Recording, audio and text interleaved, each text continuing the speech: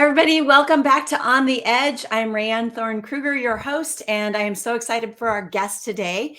Thank you, Alyse, for joining us once again. Before we get started, though, I want to showcase a book. This is Humane Resources by William Wiggins, who was our guest last week, and I'm so excited that he sent me a book, Bridging the Gap Between People and Profit. And when I last had Alyse on the show, we talked about really understanding the people that are our employees or what folks in our life are facing. And one of those things that they're facing is being a caregiver for other people. And Alyse's business, CareCopilot. Alyse, why don't you tell us a little bit about CareCopilot? I know that there have been a few changes since we last talked. Yeah, absolutely. Thanks so much for having me on again first. And yeah, CareCopilot has changed how we help families who are taking care of aging loved ones.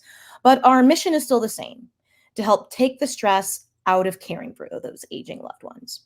So the last time I was on the show, CareCopilot was doing that through a app that connected families with some of the services that they need when they're going through this. So the app connected families with pre-vetted elder care attorneys and in-home care agencies and more. And since then, we have started providing more one-on-one human-powered services to families because we learned that families really get something additional out of just speaking with a human on the phone or on Zoom who's been there before and can really talk through their unique challenges. So today, CareCopilot is focused on pairing people who are taking care of aging loved ones with local caregiving experts who can help them, apply for caregiver grants, interview in-home care aides, or whatever else they might need. Wow, big shift, big change for you, but still addressing the heart of what you wanted to provide after your own experiences.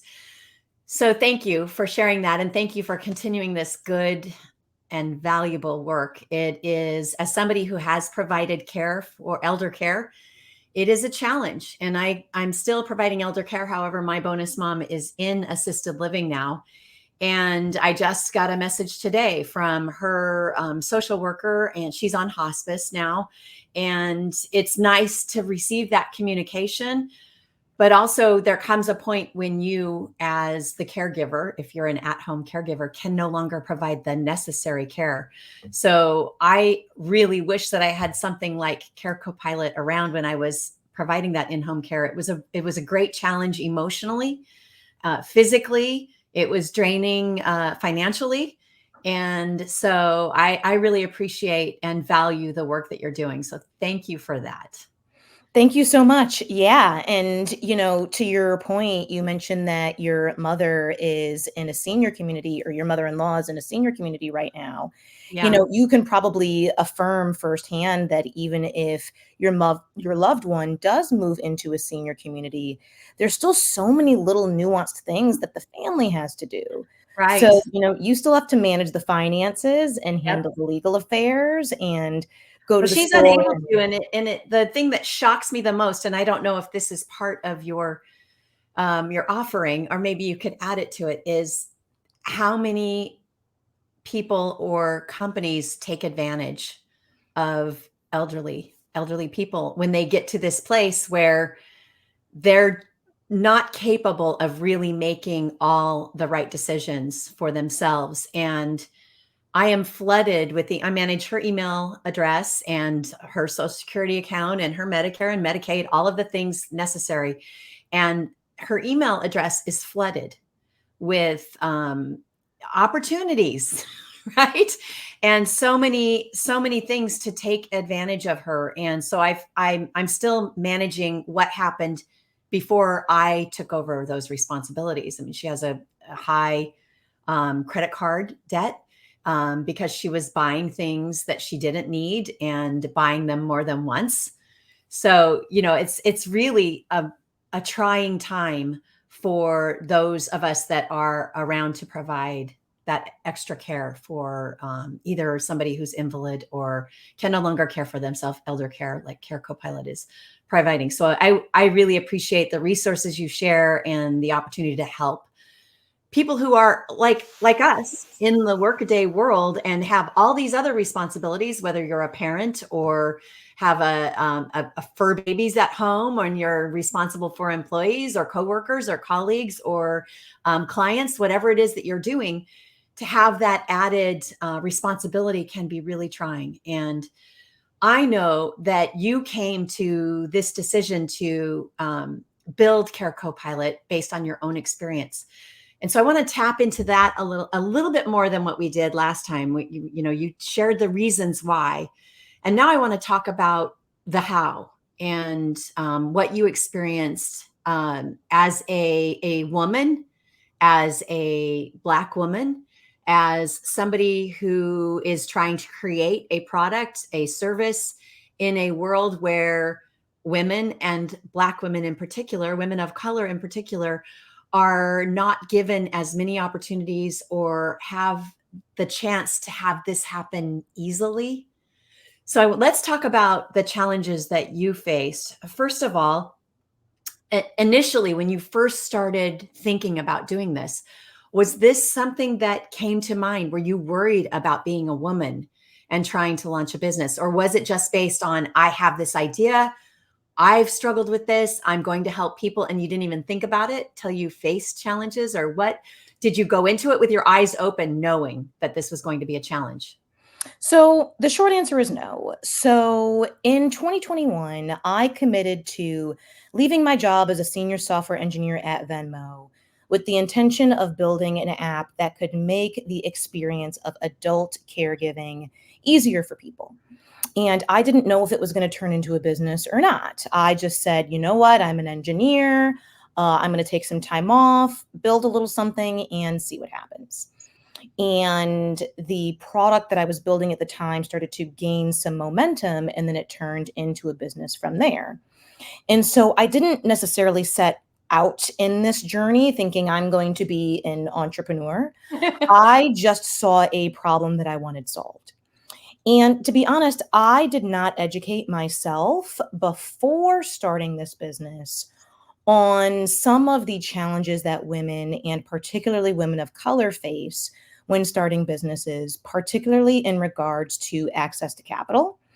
I don't remember all of the statistics offhand and what they are for last year, but I can pretty confidently remember that, female founders get less than 5% of all venture capital dollars, should they choose to go that route to finance their business. Black female founders like myself get less than 1% of those VC dollars. Wow.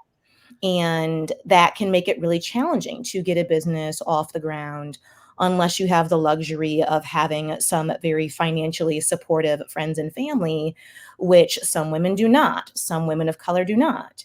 And to be clear, that goes for everyone. Even white men don't necessarily, come from a family that can just bankroll their Right. ventures like that. But statistically, people in that demographic do have an easier time getting access to capital. So that has been challenging, but I always go back to something that my dad said before he passed away from multiple sclerosis in 2014. He really ingrained in me and my sister that with everyone, no matter what your demographic, there's always sort of a bad card that you've been dealt. There's always going to be a reason for people to discriminate with you, against you. Right. And the real key is just identifying what that is, managing it accordingly, and working hard to not let it make you angry. Because as soon as you really internalize that discrimination and, get into a headspace that is just never going to work because of your identity, that's when you really lose the game. It's going to be harder for me, but not impossible. So important. What a great lesson from your father. So you have that background, you've got this support system behind you. What is it that was in you, Alyse, that you were able to dig deep and say, I can do this? What do you think it was? Was it the support from your parents? Was it maybe just your own internal fortitude? Was it a colleague that encouraged you? What was it that you think was the spark, and then the thing that kept your flame lit? Yeah, to be honest, There has never been a time before or in the course of running this now 2.5-year-old company where I have said to myself definitively, I can do this. I've never said, but I have said, I have what it takes to try, and I stand a pretty good shot. And for me, that's been enough. Yeah. So, I'm not a low confidence person. I tend to be pretty, confident and outgoing and whatnot, but I've never had that, yes, it's going to be me kind of moment. I just know that I have the background and the skill set to stand a pretty good shot, and I continue to take that shot every single day. I know it's not easy. I know that there is a great deal of work. There's worry. I'm sure there has been lost sleep. I'm sure that there has been a draining in the bank account. I'm sure that there have been people that have come and gone in your journey here. So let's talk about the greatest challenge that you have faced. I really want to dig into that and see if your experience matches others or if your experience can help somebody who is thinking about starting their own business, starting their own tech company, creating a product, whatever it is that they feel like they could contribute to the world, because ultimately that's what it's about, right? To create something like CareCopilot, or in my case, I've recently created a product that is better for the environment, and I don't want to get into that, but I want to talk about what drove me to do that. I'm wondering if, and the challenges that I'm facing now, if they're similar to the challenges that you're facing, and how we can help other women, in particular women of color, to get past some of those challenges that seem to be really serious roadblocks and can be very discouraging. Yeah, absolutely. So I, will obviously only speak for my own experience and say that the number one biggest challenge that I've had as a founder has been access to capital. And I've spoken with other founders of all backgrounds who have said that actually hiring is their biggest challenge, or Okay. acquiring customers is their biggest challenge. That hasn't been the case for me, and I think that part of that is because of where CareCopilot started. We started with an app that we provided to families, and that required some capital in order to just build that out and get that off the ground and running.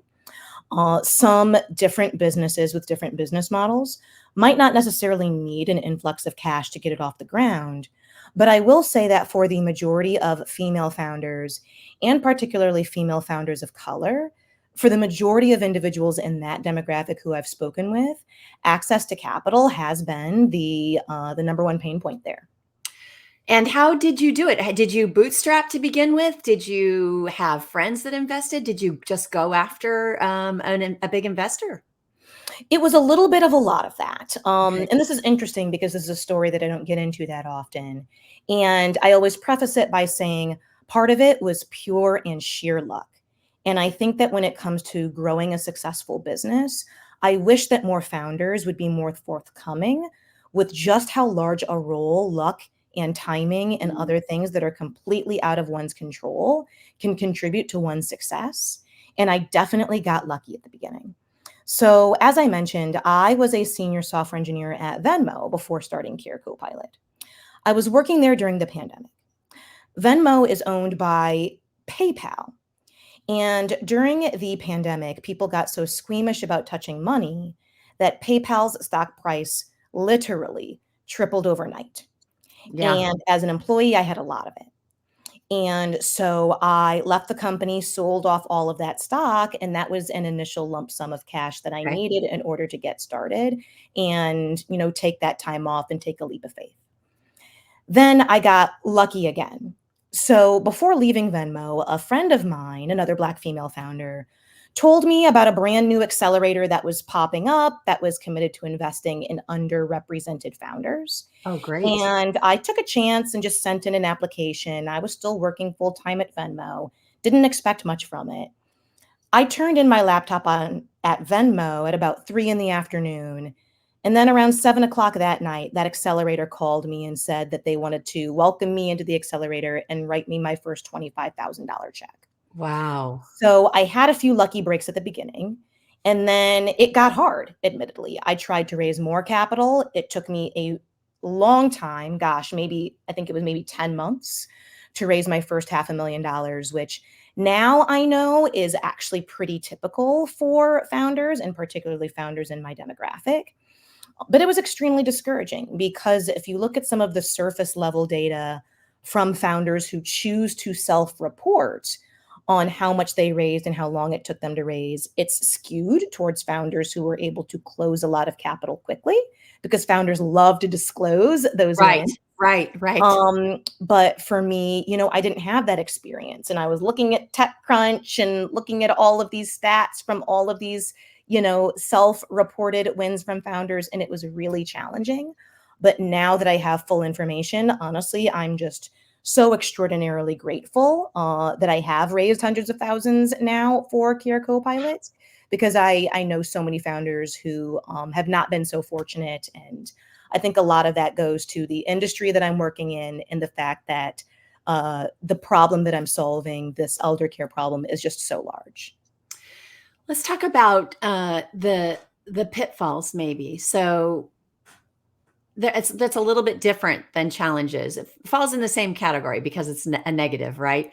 And I don't want to stay too long on the negatives because you've had some great success, and I want to make sure that we touch on that. And when you think about the last 2.5 years, what were some things or a thing that happened that you could have avoided?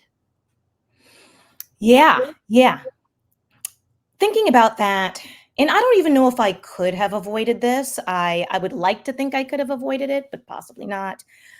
When it comes to building products, especially digital products, there is this phenomenon of people don't really know what they want until it's actually in their hands. And I like to use Uber and Lyft as an example. People didn't know to articulate, hey, I want to be able to go on my phone and have a car on demand. No one was in a user interview and articulated that, and then Right, Uber and Lyft right. delivered on it. And so, admittedly, at the beginning of CareCopilot's life, I feel like I spun my wheels a lot, iterating on exactly what people said they wanted and just sort of going from A to B. People say they want this, I'll build that. They say they want this, I'll build that. And in retrospect, I wish I would have taken some more time to take a step back and think really critically about, people are asking for this, but what do they really intrinsically want that they're maybe not articulating to me? And I didn't start doing that until later in my company's life. I think I could have saved a lot of time and money upfront had I done that.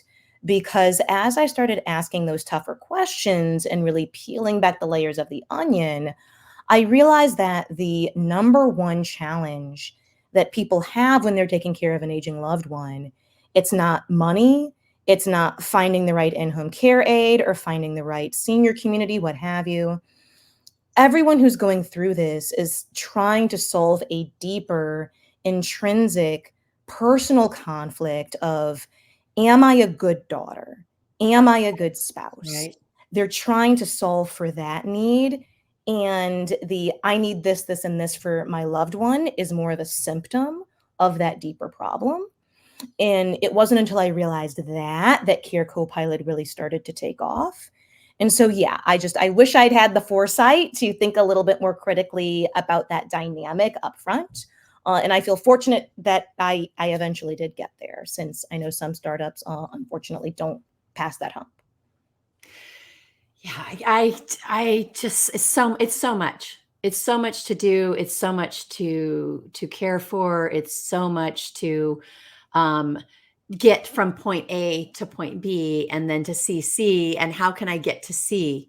So if you had any advice for women who want to start companies, I want to talk about being a woman, then I want to talk about being a woman of color, because I Mhm. think that there are definitely challenges. I've faced challenges. I'm a white woman, and I have faced challenges. One of those being um, discrimination because of being a woman, another one being a woman who's over 50, one of them being somebody judging me by how I look and deciding that I couldn't do whatever I wanted to do because of how I look.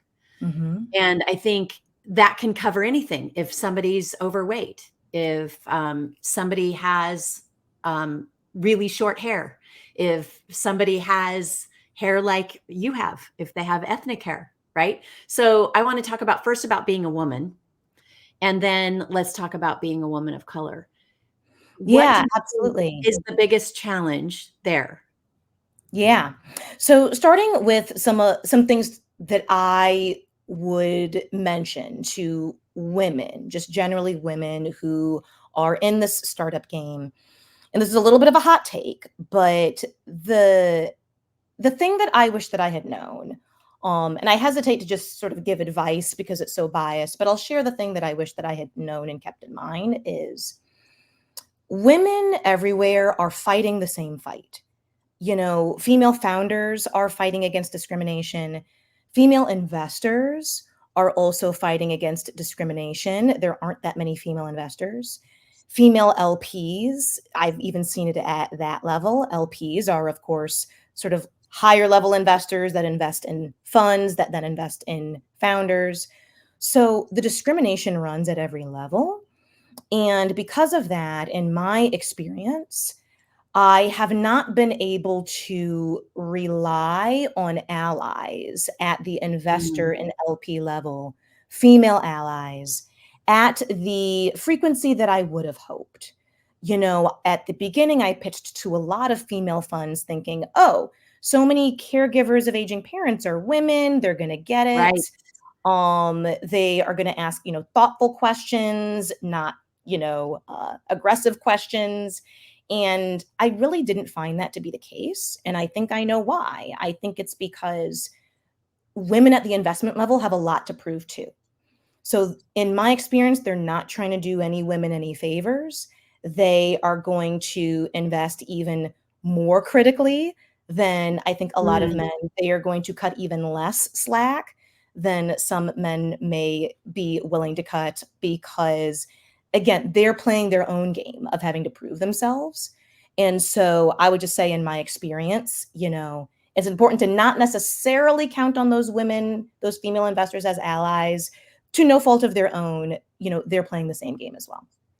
that's disappointing to hear, but also not surprising, right? Yeah, I mean, you get it, I have right? hanging on my wall over here, empowered women empower women.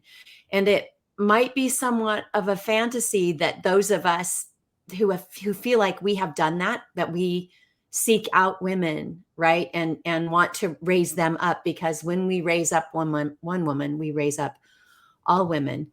So it's disappointing to hear that, but I can also understand I've got my own skin in the game. I've got to take care of me. I've got to make sure that I do what's right for me, for my family, for my company, for my firm, whatever their reasons are. Now, let's talk about being a woman of color and what was the greatest challenge there for you in that regard. What do you wish you would have known? Yeah, I would say that it's not necessarily a piece of information that I would have known, but more of a phenomenon that I wish I would have leaned into more from the jump. And again, this is probably a little bit of a hot take. I'm sure people are going to, have some things to say about this one, but as I look back throughout my career on the individuals who have been the most supportive in a tangible way, the people who have taught me how to code, because I have a bachelor's in business administration, not computer science. I learned how to code later. The people who have, given me business advice and really taken hours on the phone or on Zoom with me to help propel me forward. The people who have introduced me to investors, introduced me to partners. The lion's share of the people who have gotten me this far have actually been older white men. And Wow. I don't think that it's a matter of, won't from other demographics. I think it's a matter of can't. Because again, so many women out there, we want to help each other, but we're drowning ourselves. It's the concept of you have to Mm, put on your own mask before helping others, what right. they tell you on the Right. airplane, and particularly Black women. I know that Black women are the most generous and compassionate individuals, but so many of us have trouble accumulating enough social capital that we actually have enough social capital to borrow out to others. And so Right. I know it's not a matter of won't, it's more a matter of can't. I always tell people that the person who took me under their wing, taught me how to code, spent so many hours, nights, and weekends teaching me to a point where now there's 60 million people using code that I have written is an older white man. And a lot of these people genuinely find joy in their heart by helping people who look like me. And so I wish that I had leaned into that earlier because honestly, I discriminated a little bit. I said, these people over here aren't going to want to help me. These people want to help me. Right. And I was partially right. The reality is both want to help. And that demographic that I just described, the gentleman who taught me how to code, they want and can help too. And that's important. How do you think women can help each other better? I mean, what is a better way? And maybe I don't use the word help. How can I support you as a white woman? What is the best way for me to support the your community, the women of color? Because I've tried to, using my forum, using On the Edge, using my network, and following people who are of color so that I can learn more, because that's not something I grew up with. It's not how I learned on my own. So I've made a concerted effort over the last 10 years to expand my brain, expand my knowledge, open my heart, open my mind, maintain curiosity. What else can I do to support women of color in particular? Yeah, well, thanks so much for asking. And, in your case, I think that you're already doing it. And, I would tell you the same thing that I would tell to anyone who wants to support women, who wants to support Black women, that it again comes down to what I mentioned earlier in terms of social capital. And, tending the garden of your network and keeping those close ties and close connections with investors, with prospective partners, with people who can truly make something happen at a tangible level. Someone who can cut a check, someone who can grant a job offer, someone who can approve a contract. Those tangible things are what women, and particularly women of color, really need. We need the checks, we need the partners, we need the jobs, the employees. And so I would say that anyone who really wants to help underrepresented founders, it's important to put your mask on first, make sure that Right. you are tending to your own network so that you have a robust social network and you have a good amount of social capital to share. It's the difference between saying, oh, yeah, I think I went to school with someone 20 years ago who's an investor. Maybe I can shoot them an email versus, hey, I know an investor who I send an email to every 6 months to check in. I know this person very well. I know they're writing checks this quarter. I know they're interested in your industry. I am going to text him personally about you and get him to take a call with you and strongly recommend that he write a check. Those two things are very, very different. And that latter comes with having your own social capital that you can then loan out to others. And that's what really makes a difference. That's such great advice. Not just saying, but doing. Yeah, Right. yeah. The Right. tougher It's the part, right? difference. That's the tougher part. It's the difference between performative and action. So Exactly. I Yeah. want to ask you a really hard question, Okay, I'm and ready. it just popped into my brain as you were talking. I have had experiences where I've wanted to participate or comment, in particular on LinkedIn, when there has been a group of women particularly women of color, who are angry, right? They're angry because they feel, rightly so, discriminated, that white women in particular are not supportive. Of course, middle-aged, older white men are not supportive, right? And I have this desire to say, not me, not all white women, right? Right? Like we hear. Is it better for me to just not comment, listen, and support?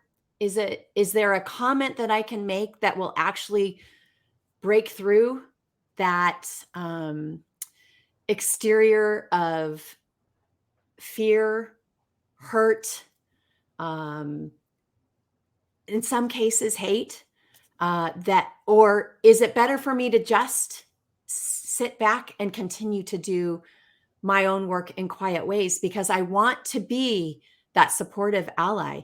And oftentimes, I don't feel like I can, because I'm afraid of the response, right? Yeah. Yeah, So, what do you have advice for me I as do. somebody who truly, my heart is truly in the right place, and I want to contribute and lift where I can?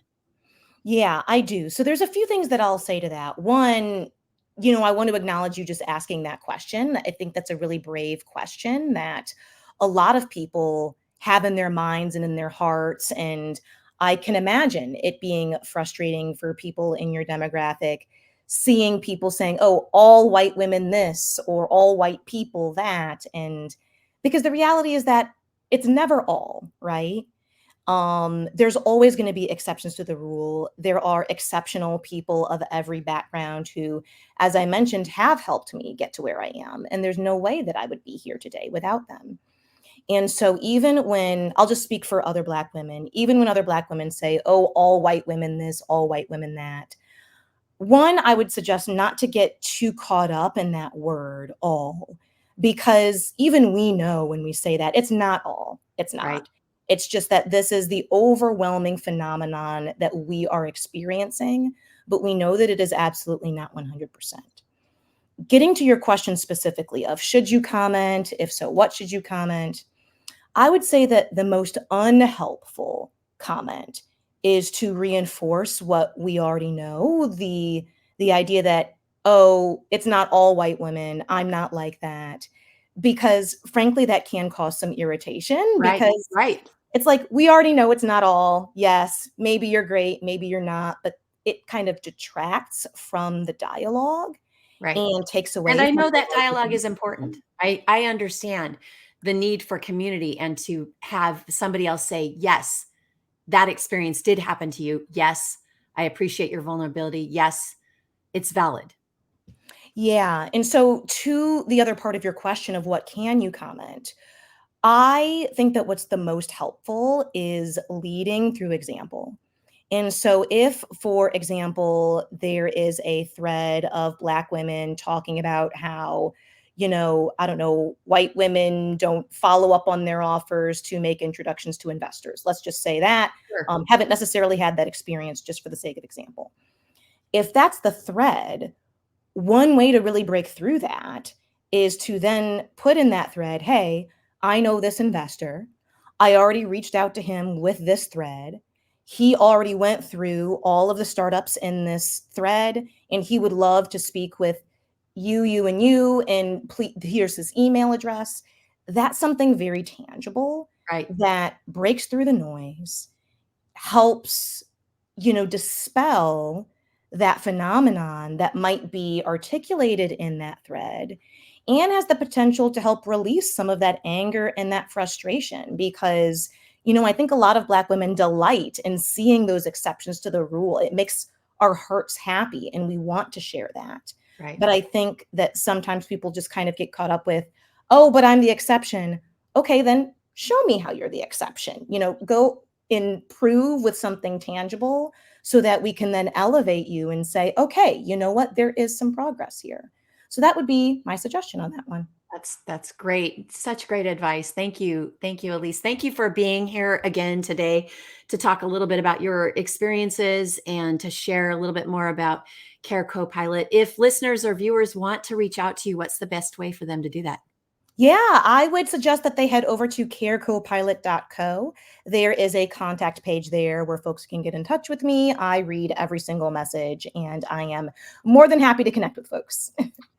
Of course, on LinkedIn, we'll make sure that folks have your profile URL, and we'll also put carecopilot.co in a comment so people can find you more easily. Once again, thank you so much for being here. I really appreciate everything, you taking the time and sharing these experiences and letting me ask a hard question. Absolutely. Thank I you. consider it a privilege to learn from you, and it fuels my opportunities. It continues to fuel my curiosity and allows me to continue my growth. So I really appreciate it. Thanks for being a part of On the Edge. Likewise. Thanks for having me.